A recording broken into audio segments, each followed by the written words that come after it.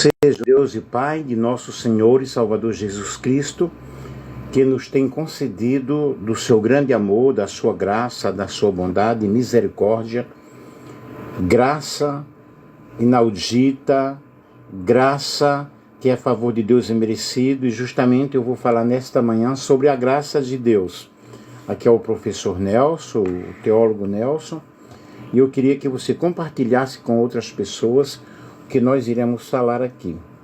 É muito importante nós falarmos sobre as coisas de Deus, assuntos relativos à palavra de Deus, à Bíblia Sagrada. Eu vou falar sobre a graça. O que é a graça?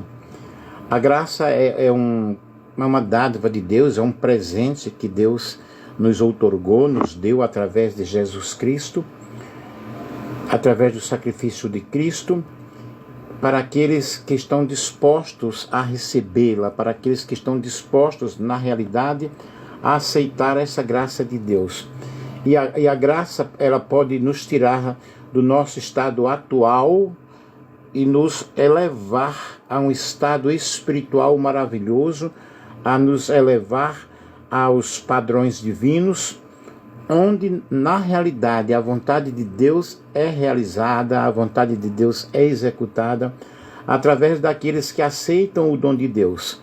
A aceitação deste dom requer a nossa disposição para que nós possamos ouvir a palavra de Deus, para que nós possamos entender o processo da salvação.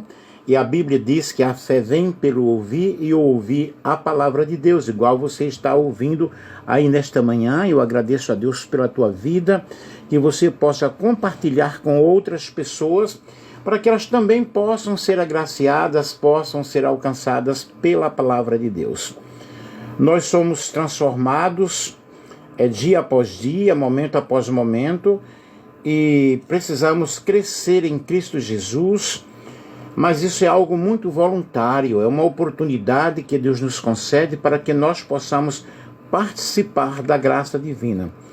E precisamos crescer em Cristo Jesus, e esse crescimento ele é visto quando nós entramos na presença do Senhor, quando nós temos comunhão com o Senhor, estudamos a sua palavra, e o Espírito Santo ele vai nos ajudando a termos um crescimento espiritual em Cristo Jesus. Portanto, a graça de Deus é um favor imerecido, nós não merecemos realmente, nada nós merecemos, mas nós temos a autossuficiência e a graça de Deus. Imagine a paciência de Deus para conosco, Deus Pai, Filho e Espírito Santo, que tem durante todo o nosso tempo de cegueira espiritual, de ignorância espiritual. Por exemplo, o pensamento de Pedro se concentrava repetidamente no aqui, no momento, no agora,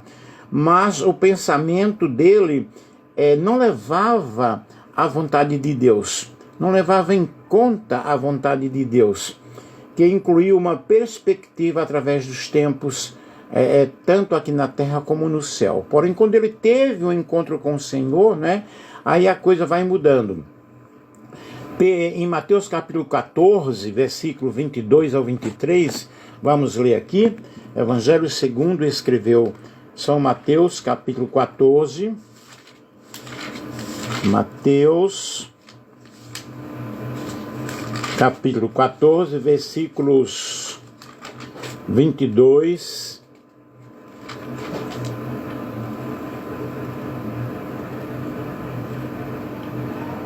E logo ordenou Jesus que os seus discípulos entrassem no barco e fossem adiante para o outro lado, enquanto despedia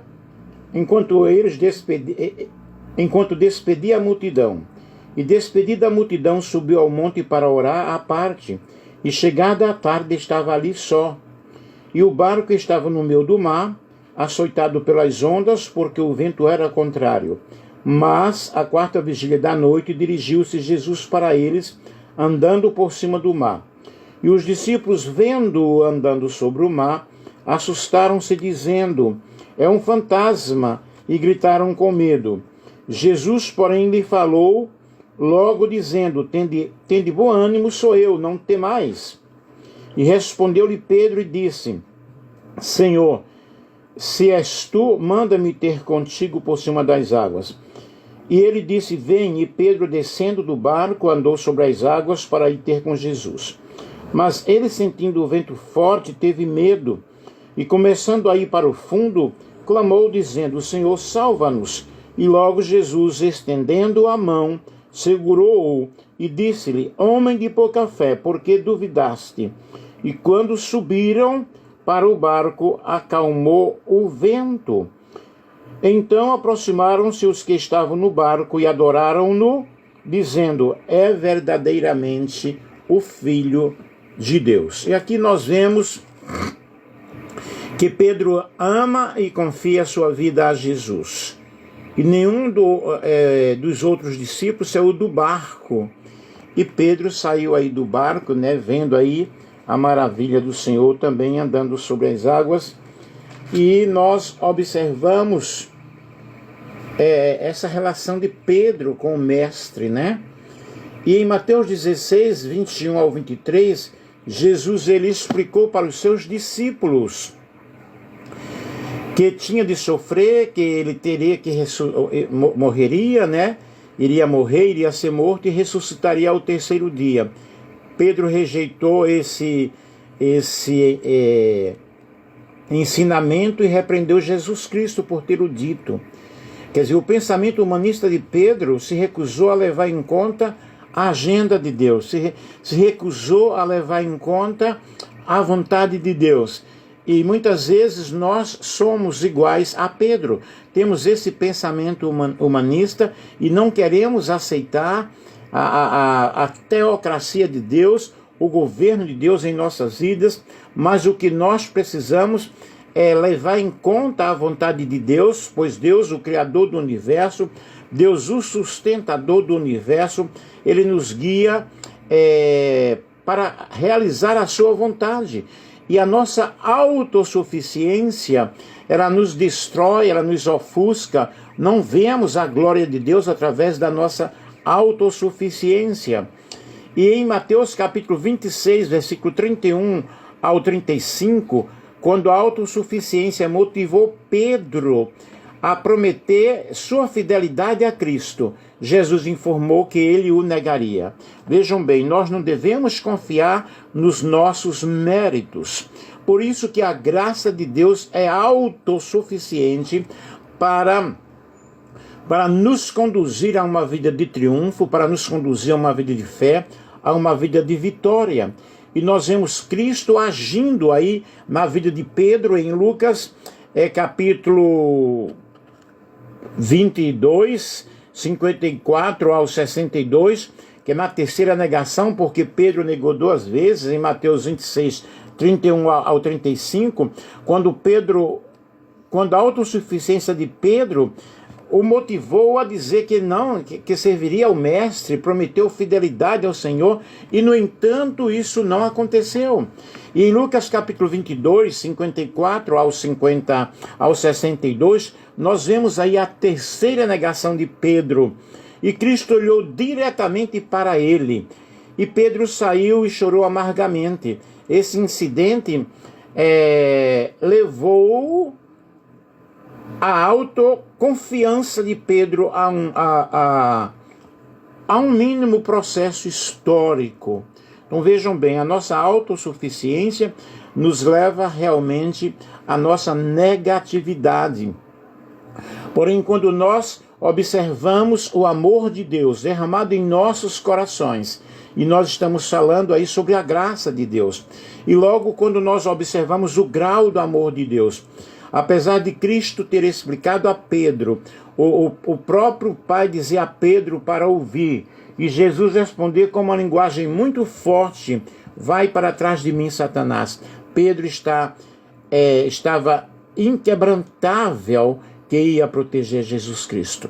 E em João, no capítulo 18, versículo 7 ao versículo 11, nós vemos Pedro aí usando a espada para cortar a orelha do servo que estava entre os que estavam segurando Jesus.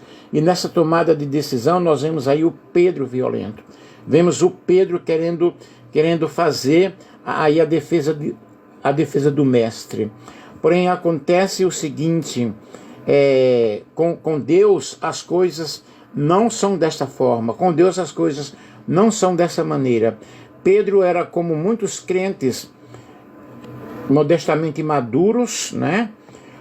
Disposto a morrer por Cristo, mas era cego no seu papel. Quantas vezes nós não sabemos o nosso objetivo, quantas vezes nós não conhecemos o nosso objetivo e até dizemos que nós amamos a Deus, que nós seguimos a Deus, mas na realidade Deus tem algo muito, muito melhor para as nossas vidas, algo muito especial para nossas vidas. E a mensagem de Cristo para as nossas vidas é de um relacionamento maior, é de um novo relacionamento, e através da graça de Deus nós temos esse relacionamento, essa comunhão com o Senhor. O Senhor está nos céus, no seu trono, mas Ele também está entronizado em nossos corações.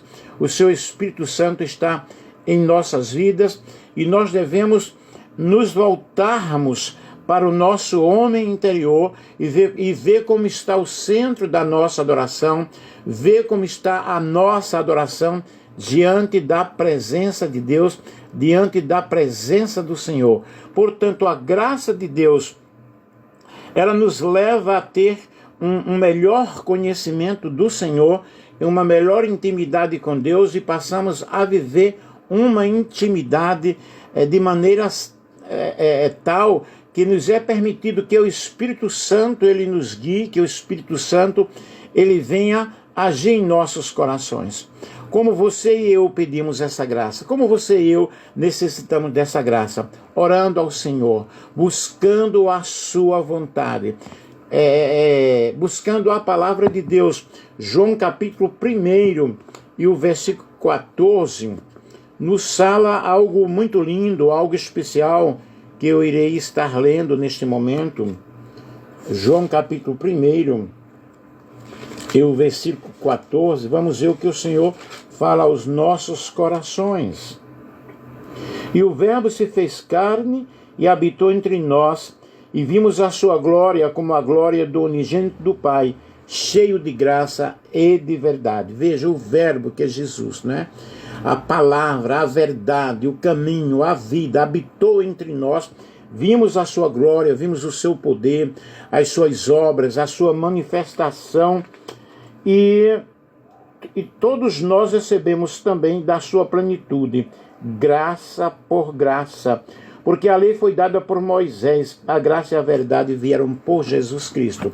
Essa graça é justamente esse favor de Deus, imerecido aos seres humanos, e é permitido, permite que o Espírito Santo fale conosco, nos revele as profundezas do Senhor, nos guie em toda a verdade, nos leve a uma vida de obediência. Portanto, a graça de Deus nos conduz a uma vida de obediência à vontade de Deus, de obediência à palavra do Senhor. E o Espírito Santo ele vai agindo em nossos corações. Existe algum benefício em você realmente entregar a sua vida ao Senhor, em você buscar ao Senhor, em você abrir o coração e deixar Cristo entrar? Será que existe algum benefício? Em João 14, versículos 15 ao 21 e 25 ao 26, se vocês me amam, cumprirão os meus mandamentos. Pedireis ao Pai e ele lhe dará outro auxiliador, outro consolador, para que estejam com vocês. Aí nós temos o Espírito Santo agindo em nossas vidas, agindo em nossos corações. Quando nós buscamos ao Senhor, quando nós buscamos a presença de Deus, o Espírito Santo habitará em nós, habitará em nossas vidas. E a palavra nos diz aqui, olha, você vai pedir ao Pai, Ele vai enviar outro consolador, outro paráclito. João 14, 15 ao 21. Se me amais, guardais os meus mandamentos, e eu rogarei ao Pai, e Ele vos dará outro consolador, para que fique convosco. Observem, o Espírito Santo vai estar conosco todos os dias. o Espírito de verdade que o mundo não pode receber, porque não o vê nem o conhece, mas vós o conheceis, porque habita em vós. Vejam bem, o Espírito Santo habita em nós, habita em nossas vidas, habita em nossos corações. O Espírito Santo que o Pai enviará em meu nome, ele vos ensinará. Esse Espírito Santo dentro de nós vai estar nos ensinando como agradar a Deus, vai estar nos ensinando como obedecer ao Senhor. Isso, na realidade, é a graça de Deus em nossas vidas, em nossos corações, de uma forma toda especial. E nós podemos reconhecer a presença do Espírito Santo dentro de nós, durante a nossa vida, durante o nosso percurso, quando nós nos submetemos à vontade do Senhor, quando nos submetemos à vontade de Deus com todo o nosso coração. E Deus nos permite aprender a servi-lo através da oração, porque quando eu estou orando, eu estou buscando a presença de Deus, Deus está falando ao meu coração, falando à minha mente, eu vou tendo um discernimento espiritual, porque o Espírito Santo, que é o nosso guia, o nosso paráclito, consolador, auxiliador, ele vai aplicando o conhecimento de Deus em meu coração. Eu vou aprendendo de uma forma maravilhosa, de uma forma sobrenatural, a viver na presença do Senhor. Portanto, eu preciso estar em oração, eu preciso estar em adoração ao Senhor, buscando a presença do Senhor, sempre orando em todo o tempo, deixando Deus agir na minha vida, deixando Deus atuar na minha vida de uma forma toda especial. Aí o que é que nós vamos perceber? Nós vamos orar, nós vamos buscar a presença de Deus, ter a resposta das nossas orações, e o Espírito Santo, ele vai nos ensinar as muitas formas que eu devo usar para buscar a presença do Senhor, e a presença do Espírito Santo vai invadir em nós através de uma sensação espiritual. Eu vou aprendendo a agradar a Deus, eu vou aprendendo a fazer a vontade do Senhor. A palavra de Deus diz: seja feita a tua vontade, assim na terra como no céu. E quando eu começo a seguir a vontade de Deus, a graça de Deus vai agindo na minha vida, e eu vou entendendo esse processo de comunhão, esse processo de direção para estar envolvido com as coisas santas do Senhor, envolvidos com o Espírito Santo, submissos ao Espírito Santo. Louvado seja o nome do nosso Deus. Eu quero te dizer nesta manhã que a graça de Deus, ela invade o nosso coração de uma forma tão grande que nós passamos a sentir a presença do Espírito Santo. E o Espírito Santo, ele vai nos direcionando. Ontem, por exemplo, eu estava querendo tomar uma decisão, e eu pude observar que aquela decisão era uma decisão assim, ligada às minhas emoções. Parecia no momento que era algo muito legal, mas eu disse: Senhor, me dá a orientação, orienta-me, como é que eu devo fazer? De repente instalou uma luz e o Senhor falou ao meu coração: não faça isso, não tome essa decisão. Portanto, meus queridos, quando nós pedimos a direção ao Senhor, nós observamos que Deus vai agindo em nossa vida de uma forma muito especial. Eu estou falando sobre a graça de Deus. E a graça de Deus, ela nos leva a ser pessoas importantes na sua presença. Por que isso é importante? Porque a perspectiva celestial é de nos conduzir a uma vida de obediência e a uma vida de amor. E a palavra do Senhor nos diz, que nós devemos amar o próximo como a nós mesmos. Nos leva a uma vida de amor. A graça de Deus nos conduz a uma vida não somente de triunfo, mas uma vida em que nós vamos sentir compaixão, sentir amor, carinho pelas pessoas, e vamos conduzindo as pessoas através da explicação da palavra de Deus, levando as pessoas a terem conhecimento da vontade de Deus, a terem conhecimento de receberem também esse dom gratuito de Deus, que é a vida eterna em Cristo Jesus. Heloíse, que Deus te abençoe, que Deus te ajude, vamos estar aí orando, tá? E a nossa vontade, na realidade, é fazer aquilo que não agrada a Deus, mas o Espírito Santo, ele vai falando em nossos corações. Você precisa entrar por esse caminho de obediência. Eu louvo a Deus nesta manhã pela palavra do Senhor, porque Deus, ele colocou em nós o seu Espírito Santo de uma maneira maravilhosa. Aí nós vemos essa graça, a mensagem da graça de Deus é uma mensagem facilitada. Por quê? Deus nos amou de tal maneira que deu o seu Filho unigênito, para que todo aquele que nele crê não pereça, mas tenha a vida eterna. E a vontade de Deus, ela é realizada no céu. Que seja feita a tua vontade, assim na terra como no céu. Ele deseja nos preparar para estarmos realmente diante da sua presença eternamente. Isso fala de relacionamento. E o nosso relacionamento é quando eu busco a presença do Senhor, em oração, né? Quando eu digo, Deus, ajuda-me, perdoa os meus pecados, eu me arrependo, eu necessito do Senhor, eu preciso de Ti na minha vida. Quando eu estou invocando o nome do Senhor, quando eu estou colocando a Cristo como prioridade na minha vida, a palavra nos diz: buscar em primeiro lugar o reino de Deus e a sua justiça, e as demais coisas nos serão acrescentadas. Jesus Cristo está nos pedindo, né, para que nós possamos segui-lo, para que nós possamos renunciar ao nosso próprio eu, renunciar aos nossos próprios desejos e fazer totalmente a vontade do Senhor, porque nós precisamos ter uma mudança em nosso coração, uma transformação em nossos corações. E para aqueles, na realidade, que abrirem o coração e deixarem Cristo entrar, vai acontecer uma festa no céu, e em nosso coração haverá um gozo contínuo, algo muito especial, algo maravilhoso. E eu quero te dizer, meu querido, minha querida, que nesta manhã Deus, ele quer distribuir, ele quer dar, não é? Gratuitamente da sua graça. E a graça de Deus, ela quer encher a tua família, encher a tua casa.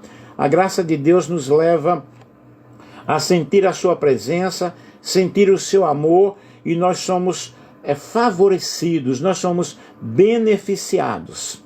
Que Deus em Cristo possa te abençoar, possa te ajudar nesta manhã, e que você possa ter confiança, confiar no Senhor, sabendo que Deus é todo-poderoso, o todo-suficiente para atender a nossa oração.